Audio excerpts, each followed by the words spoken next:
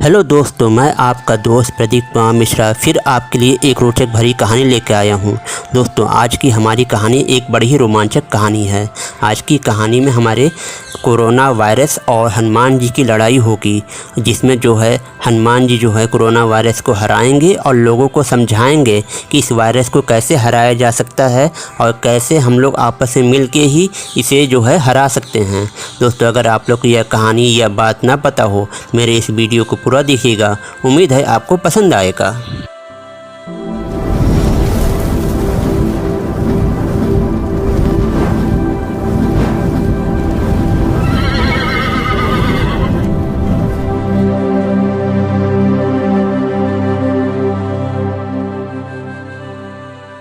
दोस्तों, हमारी कहानी कुछ ऐसी शुरू होती है कि हमारे सौरमंडल में कई ग्रह हैं, लेकिन सभी ग्रहों में सबसे उत्तम हमारा पृथ्वी ग्रह है। यहाँ पे सब कुछ अच्छे और कुशलपूर्वक चल रहा था, लेकिन तभी क्या हुआ कि 2019 में जो है चीन के वुहान शहर से कोरोना वायरस का प्रचलन फैलना शुरू हुआ, जो धीरे धीरे करके पूरे विश्व में फैल गया। सभी लोग त्राही त्राही करने लगे और धीरे धीरे करके यह कोरोना वायरस हमारे भारत देश में भी आ गया। हमारे भारत देश में ही एक छोटा सा एक नगर था, जिस नगर का नाम था आनंदपुर। यहाँ के लोग बड़े ही आनंद से अपना रहना और काम धाम किया करते थे, और लोगों को मिलजुल के काम रहना और खेती करना बहुत पसंद था, और अपना सारा काम करते रहते थे। उसी नगर में जो है दो लड़के भी रहा करते थे। एक का नाम था बिरजू और दूसरे का नाम था गोपाल। ये दोनों बड़े अच्छे ही दोस्त थे और गांव के लोगों की मदद भी करते थे और मिलजुल के रहा भी करते थे। तो क्या हुआ कि बिरजू जो है वो जो है थोड़ा सा गांव का था, किसानों के तरफ में रहता था, और गोपाल जो था वो शहर और गांव दोनों में रहा करता था। तो जो है बिरजू जो है पढ़ा लिखा ज़्यादा नहीं था, और गोपाल जो है थोड़ा सा पढ़ा लिखा हुआ था। वो थोड़ा सा विज्ञान और इन सब के बारे में जानता था। ऐसे ही क्या हुआ, दोनों लोग का मिलते जुलते ही सारा जो है काम दाम चला करता था। लेकिन तभी क्या हुआ कि कोरोना वायरस फैलते फैलते आनंदपुर नगर में भी पहुंच गया, और धीरे धीरे करके उसने पूरे आनंद नगर को ही अपने भाग में ले लिया, और वहाँ के लोग धीरे धीरे करके मरना और बीमार होना शुरू हो गए। बिरजू और गोपाल दोनों परेशान हो गए। तो गोपाल आया और बिरजू को समझाया कि बिरजू, तुम बात मान जाओ, तुम मेरे बहुत अच्छे दोस्त हो, मास्क लगाया करो, सैनिटाइजर लिया करो, और जो है कि दूरी बना के रहा करो। तो बिरजू कहा, अरे दोस्त, तुम हमसे ये शहर की बातें मत किया करो। ये सारा चीज़ जो है ना शहर में ही होता है। देखो, मैं तो गाय का दूध पीता हूँ, देसी गुड़ खाता हूँ, और देसी घी पी के मोटी मोटी रोटी खा के खूब अच्छे से रहा करता हूँ। मुझे कोरोना वरोना कुछ नहीं होना है, और ना यहाँ कोरोना आएगा। और यह कह के बिरजू जो है गोपाल की बातों को टाल दिया। बिरजू और गोपाल दोनों ही हनुमान जी के सच्चे भक्त थे। तभी क्या हुआ कि एक दिन अचानक जो है बिरजू की तबीयत ख़राब हो गई, और गोपाल की यह बात पता चली। तो गोपाल तुरंत आया और बिरजू को लेकर हॉस्पिटल गया, और जब वहाँ चेक हुआ तो पता चला कि बिरजू को कोरोना वायरस हो गया। गोपाल ने कहा, देखो बिरजू, मैंने तुम्हें समझाया था ना कि कोरोना वायरस से बच के रहना। अब देखो तुम्हें कोरोना वायरस हो गया है।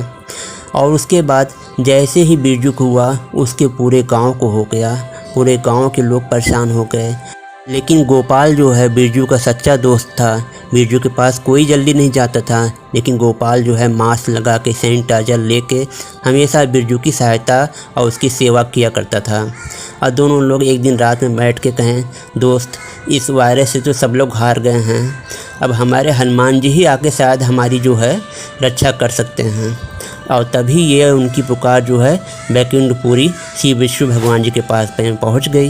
विष्णु भगवान जी कहें, ये क्या, हनुमान के भक्त इतने दुखी? तब उन्होंने क्या किया कि नारद जी को बुलाया और कहा कि जाके पृथ्वी से हनुमान को बुला कर ले आओ। तो नारद जी कहें, बिल्कुल प्रभु। और वो गए और हनुमान जी को बुला कर लेके चले आए। हनुमान जी कहें, क्या हुआ प्रभु, कैसा आपने मुझे बुलाया? कहें, पृथ्वी पे कोरोना वायरस बहुत तेज़ी से फैल रहा है और आनंदपुर में बिरजू और गोपाल को भी जो है परेशानी हो रही है। बिरजू तो कोरोना संक्रमण से भी ग्रसित है और तुम जाके जो है मैं चाहता हूँ उस आनंदपुर के लोगों की मदद करो, क्योंकि वहाँ पे मेरा भजन बहुत होता है। मैं अपने भक्तों को कष्ट में नहीं दे सकता हूँ, क्योंकि उन लोग अपने भगवान के ऊपर इतना विश्वास रखते हैं कि उनका कष्ट भगवान का कष्ट बन जाता है। इसलिए तुम जाके उनके कष्टों का निवारण करो।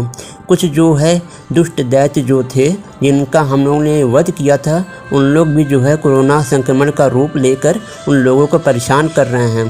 तुम जाओ और उन दैत्यों को मारो और कोरोना संक्रमण से कैसे लोगों को बचना है यह सारी विधि लोगों को अच्छे से समझाओ और उनकी सारी सुख सुविधा का ध्यान दे के फिर वापस आना। हनुमान जी कहे जो प्रभु आपने कह दिया और आपका काम हो गया। उसके बाद हनुमान जी पृथ्वी लोक पे आए तो उन्होंने देखा कि कुछ दुष्ट दैत्य जो थे राक्षस, वो जो है कोरोना संक्रमण का रूप धर के लोगों को परेशान कर रहे थे। हनुमान जी कहें लोग तो कोरोना संक्रमण से तो बच सकते हैं, लेकिन इन राक्षसों से बचना तो बहुत मुश्किल है। इसके लिए तो मुझे ही लड़ना होगा। तो उन्होंने क्या किया कि कोरोना संक्रमण को अलग कर दिया और राक्षसों को अलग कर दिया, और जितने भी राक्षस थे उन लोग को गदा से मार मार के उन लोग को भगा दिया। और उसके बाद जैसे ही राक्षस चले गए, लोगों की कुछ समस्याएं कम हो गई। और उसके बाद हनुमान जी ने गोपाल और बिरजू को अपना दर्शन दिया और कहा कि जो है तुम लोग गांव के सभी लोगों को इकट्ठा करो और मैं तुम लोग को बताऊंगा कि इस कोरोना संक्रमण को कैसे हराना है।